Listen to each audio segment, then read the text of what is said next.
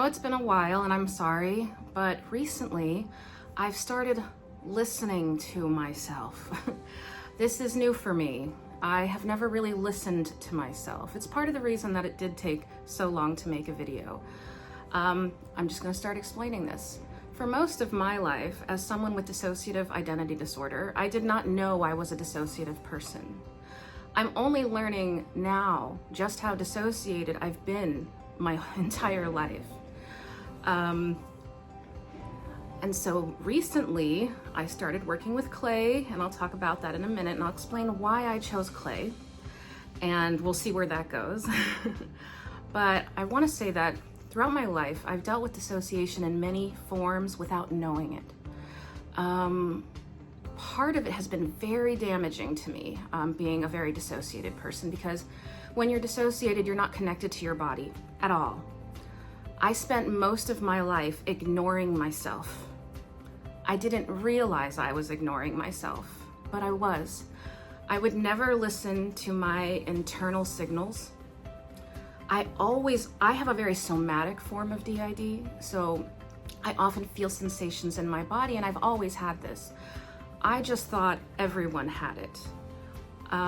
It always felt like a push and pull and this emotional fight going on internally, very physically, but I thought everybody else was experiencing that too. I mean, obviously I knew something wasn't right with me because of my behavior. I've had a lot of behaviors that average people probably wouldn't have had. And I think a lot of that behavior that I've had in my life was due to severe dissociation from my body and ignoring myself. For example, I'm just gonna tell you a little tidbit here. Trigger warning. I'm gonna talk about unaliving attempts. So turn it if you feel you need to. In my life, I've made serious attempts by overdosing. At the time, from 18 was the first time it happened, and it went all the way through like 30 maybe. I can't, I'm bad with time, so don't pin me on it. But, I had about I'm blurry, you see? I was dissociated. But I have endless medical records and endless hospitalizations because of it. And at that time, I always thought when I was doing these things that I just was severely depressed and anxious. I thought it was the only way, because like many people with trauma, I had this sense of a foreshortened future. That's part of being traumatized. I actually have this sense of a foreshortened future to this day. You can ask my friends. I'm 46, and I tell them I'm probably not going to live past my 50s. It's totally not related to reality. Okay, it's not related to fact. Yes, I might die in my 50s, but my mind says definitely that I has to. Can't be any other way. And I remember when I was much younger, as a teenager, I never thought I would live past 21. When I was 21, I never thought I'd live past 24. When I was 24, I never thought I would live past 27. When I was 27, I thought I was gonna join the 33 club, which is the comedians who die at 33. 27 is the rock musicians who die. So I had all of these these marks in my mind, like, okay, this is gonna happen here. It's gonna happen here. So now I'm 46, it's gonna be 54. It makes no sense. It's just a part of trauma. I have to counter these thoughts because it's such a big part of my life. But when I was younger, I couldn't counter this stuff. I was certain. I just knew it was impossible that I would live out of my 20s. It just was impossible. And so that's what part of that led to all of those attempts. But what really it was is my total dissociation from it. I didn't realize I was dissociated from it. This stuff I'm just processing now in my 40s, okay? But I remember when I was younger and I would do these overdoses, it was like part of the machinery of my life. I don't know how to explain that. Sort of like, well, obviously I'm gonna overdose. Like, it just was part of my life. And I would do it. I would end up in the hospital. I would get furious that I ended up in the hospital. I would get out, people would harp on it, and then I would get furious they were harping on it because I was like, leave it alone, it's not a big deal, because I was dissociated from it. I didn't fully experience it emotionally. It was sort of like an act I did robotically and watched myself do over and over and over again. And at the time, I thought every single attempt was the one. But in reality, looking back, those attempts were never about dying. They were always, always about fight or flight. And that's the kind of wisdom that comes with age that I never would have gotten to had something happened to me earlier. And so I haven't made an attempt like that since my early 30s, and I am 46. That is, if you ask anybody who's ever been my therapist or doctor or anything, miracle. Like the me you see on camera is a miracle, okay? It may not have ever happened. But now I know I have DID, and now I'm in the phase of DID in which I'm starting to process and integrate memories and information. Yes, I still have all the alters, but I'm starting to integrate other parts' memories. I don't know whose. I don't know where they come from. I just know I suddenly have memories and feelings, and I'm like, do I need more feelings? You know, like you have to, you know, it's a very difficult process. It's hard work. You have to go through an emotional gauntlet to get where you want to go. And that's what it means to have DID. So anyway, so then because of this, I started to, these memories, and I'm starting to know certain parts of me.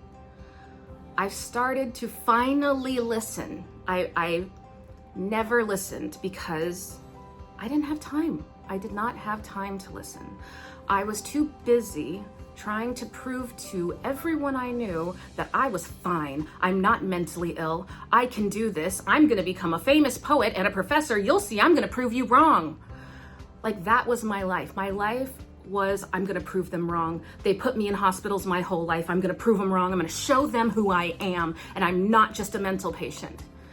You know, and that's part of the reason this channel is so important to me.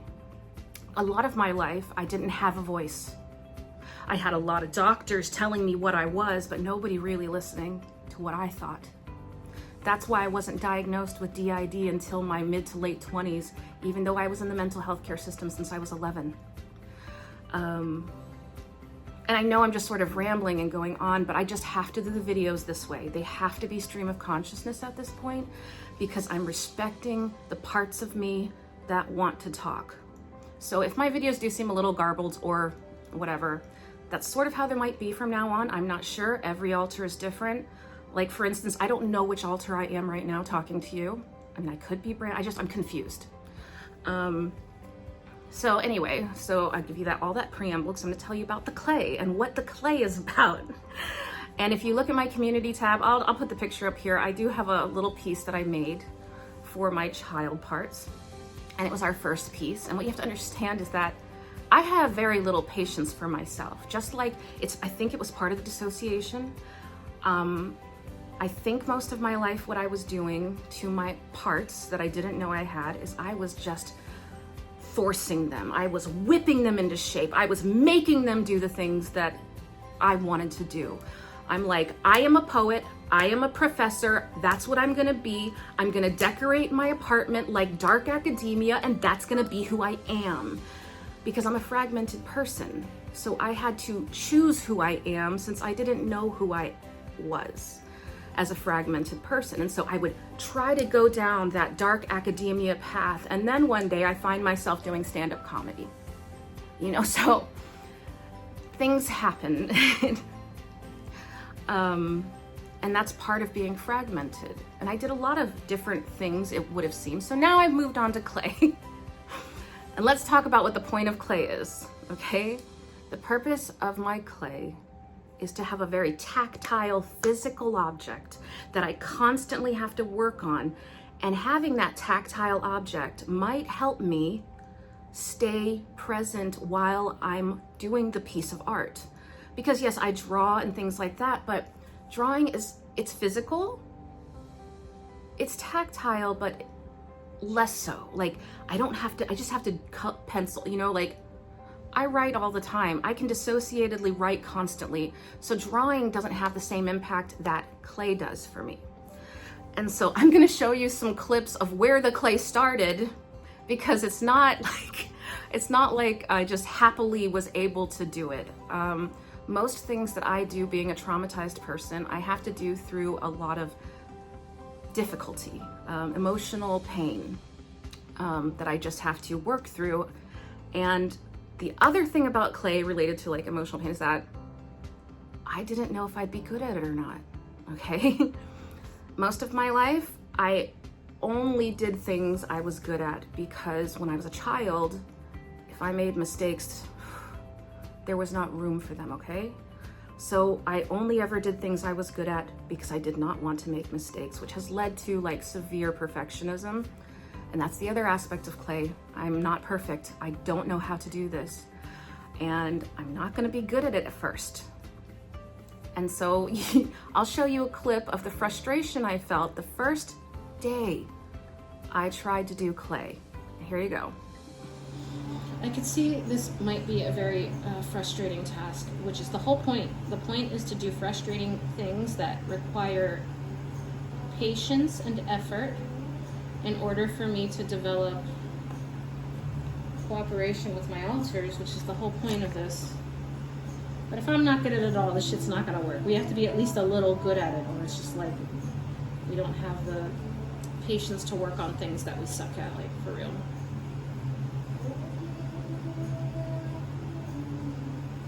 They make it look so easy. I'm not gonna be good at this shit.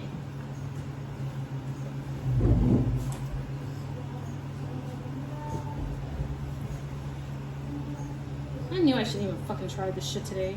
See, it's not just a linear progression. It's not like I'm getting better and better and better and better. It's you have to fight to get better. You have to stick with it. I'm terrible at sticking with not dissociating, okay? Dissociation is my comfort. It's what I know. It's what I've always known, and I didn't know I always knew that, but now I do. And it's so easy for me to just zone out, and nobody will even know sometimes.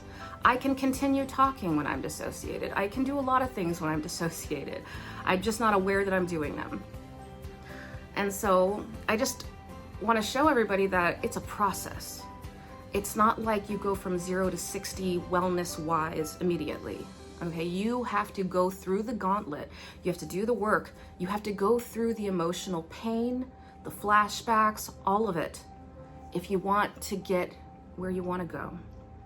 Now, do I resent that? Yes, because it never had to be. I never had to have this disorder. None of this had to be. It was built into me by my life experience. And so, yeah, I can be resentful about that. But as long as I know that I'm using my knowledge to help people, and yes, I'm going to be imperfect about the way I use my knowledge because I'm not perfect. And that's part of the point of my channel, is I'm a traumatized person who isn't perfect, who's gonna make mistakes as they try to get better. But the concept of me trying to get better is amazing. It's amazing. As a teenager, I didn't try to get better because I refused to believe I was sick. I was bitter about being in hospitals, and I refused. I'm like, no, you're not gonna make that. You're not gonna make me that. I'm not that. And then when I was in my 20s, I was determined to become something to prove everybody wrong about putting me in hospitals. So no, I didn't have time to focus on myself. I needed to write papers. I needed to be published in books. I needed to prove everybody I was going to be fucking amazing, you know? And the whole time I was ignoring myself. And so the past few weeks since that 7-day flashback, or months, or however long it's been, I have started to listen. And it has helped. I bought that Trapper Keeper and we started drawing in it. We've only made 2 lists, but I've made dinner 4 nights in a row, you know? Like, that's a miracle, okay? They let me do other things now. Prior to that flashback, I was basically locked on my couch looking at the internet or watching TV in a state of just anxiety and fear. I still have that anxiety and fear, not the same. I wake up every day and I'm afraid. I'm afraid to move, I'm afraid to get up, I'm afraid to do the things I have to do. But once I get up and I start listening to myself, if I feel like drawing in the Trapper Keeper, I draw in the Trapper Keeper. I don't say, no, we can't do this right now. We have to do these 4 things before we do the Trapper Keeper. That's what I did my whole life. I said, no, we can't do this. We have to do this other thing right now, and then maybe later, and later never came. So now it's like, okay, if they don't feel like making a video, then we're not gonna make a video. If they don't feel like doing clay, we're not gonna do clay. And so it's a give and take. So if I let them do the Trapper Keeper, they'll let me wash the dishes sometimes, you know?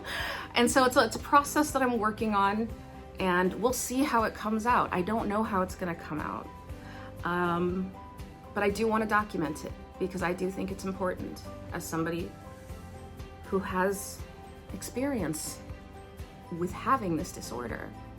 Anyway, so I hope this video was useful or helped in any way, and I'm just wanted to say hi to you. I missed you guys.